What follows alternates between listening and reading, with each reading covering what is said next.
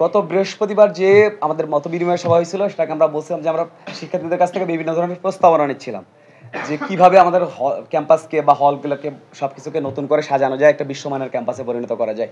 ওইখানে কোনো ধরনের এরকম সিদ্ধান্ত হয় নাই শিক্ষার্থীরা হল ছেড়ে দিবে।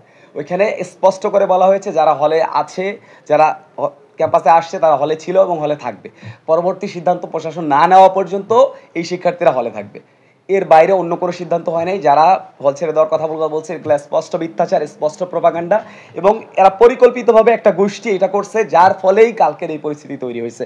এই মিথ্যাচারগুলো অনলাইনে ছড়ানোর মাধ্যমেই আমরা মনে করছি যে এই এলাকাবাসী হোক বা কেউ যদি তাদেরকে সংঘবদ্ধভাবে এনেও থাকে তারা আসলে সুযোগ পাইছে এই তৃতীয় পক্ষ যারা মিথ্যাচার করছে তার জন্যই। আমরাও ফাইন্ড আউট করার চেষ্টা করতেছি যে তারা কারা। আমরা যখনই ফাইন্ড আউট করতে পারবো যে তারা কারা, তখনই আমরা তাদের বিরুদ্ধে আইনগত ব্যবস্থা সহ শিক্ষার্থীদের সাথে নিয়ে আমরা ব্যবস্থা নিব যে তাদের বিরুদ্ধে আরো কি ধরনের সামাজিক বা ক্যাম্পাসের মধ্যে কি ধরনের প্রতিরোধ গড়ে তোলা যায় আইনগত ইয়র পাশাপাশি। আর আরেকটা প্রশ্ন ছিল যে শিক্ষার্থীদের এই মুহূর্তে আমাদের এই ঘটনার প্রেক্ষিতে আমাদের দাবি কি। আমাদের এই মুহূর্তে প্রধান কাজ আমরা যেটা চাচ্ছি, খুব দ্রুততম সময়ের মধ্যে অ্যাজ সুন অ্যাজ পসিবল ক্যাম্পাসে প্রশাসক নিয়োগ হবে, কারণ এই মুহূর্তে আমরা সবকিছু চাইলেও হ্যান্ডেল করতে পারতেছি না। দায়ভার কোনো না কোনোভাবে আমাদের কাঁধে আসতেছে, আমরা চাই বা না চাই প্রশাসক নিয়োগ হবে, এবং প্রশাসকের মাধ্যমে এই হলগুলোতে আবার শিক্ষার্থীরা ফিরে আসবে। সেইখানে কোনো দল মত গোষ্ঠী কিংবা এলাকার কোনো প্রভাব থাকবে না। এই হল এবং এই ক্যাম্পাস শিক্ষার্থীদের ছিল, শিক্ষার্থীদেরই থাকবে।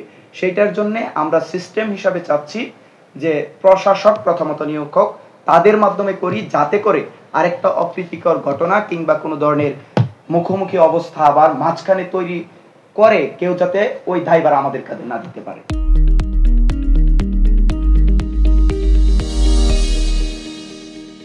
আমরা স্পষ্ট করে বলছি এখন আমরা চাই দ্রুত সময়ের মধ্যে প্রশাসন আসুক। আমরা সরকারের কাছেও দাবি জানাচ্ছি তারা যাতে দ্রুত সময়ের মধ্যে সাবিপ্রবিতে প্রশাসন নিয়োগ দেয়, এবং আমরা চাই আমাদের যে ভাইদেরকে কালকে বাধ্য হয়ে হল ছাড়তে হয়েছে প্রশাসনের মাধ্যমে খুব দ্রুত সময়ের মধ্যে যাতে তারা আবার হলে ফিরতে পারে। এবং আমরা এই বিষয়ে আমাদের জায়গা থেকে সর্বোচ্চ চেষ্টা করব।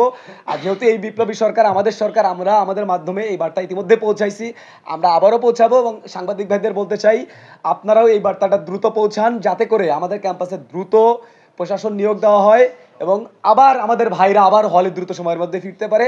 এবং আমরা আর একটা বিষয় স্পষ্ট করতে চাই, কোনো দল বা কোনো গোষ্ঠী যদি হল দখল করার চেষ্টা করা হয় বা করে, তাদের বিরুদ্ধে আমরা যুদ্ধ ঘোষণা করে হলেও তাদেরকে এখান থেকে বিতাড়িত করব।